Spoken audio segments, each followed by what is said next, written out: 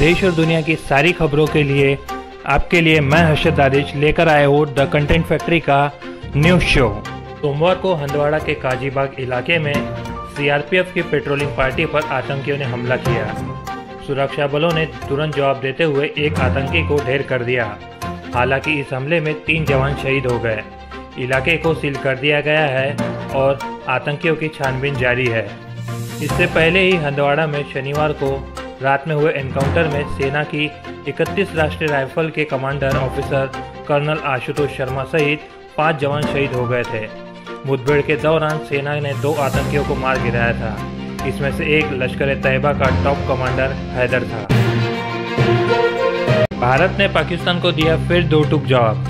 भारत ने पाकिस्तान के कब्जे वाले गिलगिट बल्टिस्तान में आम चुनाव कराए जाने के आदेश पर कड़ा विरोध किया है।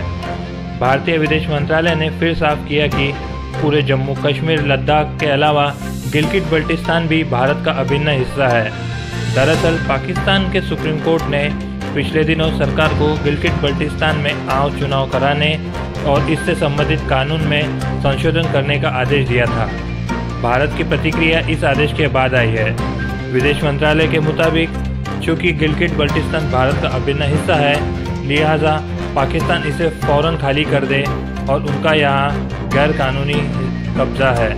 हमने पाकिस्तान के एक सीनियर डिप्लोमेट को तलब किया है और उन्हें अपना पक्ष बता दिया है। भारत के द्वारा 2 टूक जवाब बाद अभी तक पाकिस्तान द्वारा कोई भी प्रतिक्रिया नहीं आई है। लॉकडाउन के तीसरे फेज में कई तरह की छूट मिली। सरकारी दफ्तर खुले, ग्रीन जोन में दुकानें भी खुली। ऑरेंज और ग्रीन जोन में शराब की दुकानें खोलने की इजाज़त दी गई, लेकिन इन दुकानों पर लॉकडाउन की धज्जियां उड़ा दी गई। सुबह लोग 5 बजे से ही लाइनों में लग गए।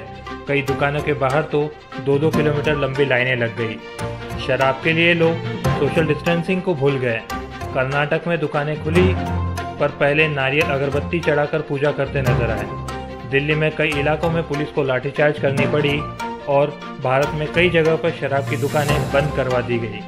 आंध्र प्रदेश के चित्तूर में भी पुलिस को सख्ती करनी पड़ी और लोगों पर डंडे बरसाने पड़े। केंद्रीय मंत्री ने कहा कि मौजूदा हालात को देखते हुए दिल्ली में सख्ती की जरूरत है।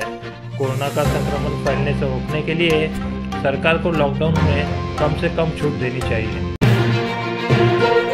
सप्ताह के पहले दिन ही कारोबार गिरावट के साथ खुला। 23 मार्च के बाद सेंसेक्स में यह दूसरी इतनी बड़ी गिरावट है। सुबह कारोबार शुरू होने पर सेंसेक्स 970 अंक नीचे और निफ्टी 326 पॉइंट नीचे खुला। दिन भर की ट्रेडिंग के दौरान बाजार 2085 अंक नीचे गिर गया था, लेकिन बाद में 2002 अंक नीचे गिरकर बंद हुआ। यह सेंसेक्स की 8वीं सबसे बड़ी गिरावट दर्ज की गई है। कारोबार के अंत में सेंसेक्स 2002 अंक नीचे यानी 31,715 पर और निफ्टी 566 अंक नीचे यानी 9,293 पर बंद हुआ। इससे पहले बीते सप्ताह में आखिरी दिन गुरुवार को बाजार बढ़त के साथ बंद हुआ था।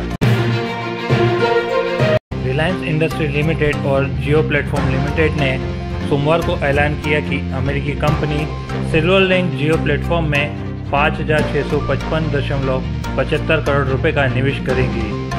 यह निवेश जियो प्लेटफॉर्म की इक्विटी वैल्यू 4.90 लाख करोड़ रुपए और एंटरप्राइज वैल्यू 5.15 लाख करोड़ रुपए किया गया है। इस निवेश के साथ जियो प्लेटफॉर्म में सिल्वरलिंक की 1.15% की हिस्सेदारी हो जाएंगी। पिछले महीने ही दिग्गज सोशल मीडिया कंपनी फेसबुक ने जियो में 43,574 करोड़ रुपए का निवेश किया था। इस निवेश के बाद जियो प्लेटफॉर्म ने फेसबुक की 9.99% हिस्सेदारी हो गई। 25 अप्रैल को रिलायंस इंडस्ट्री और फेसबुक के इस घोषणा के बाद यह भारत में अब तक का सबसे बड़ा निवेश है।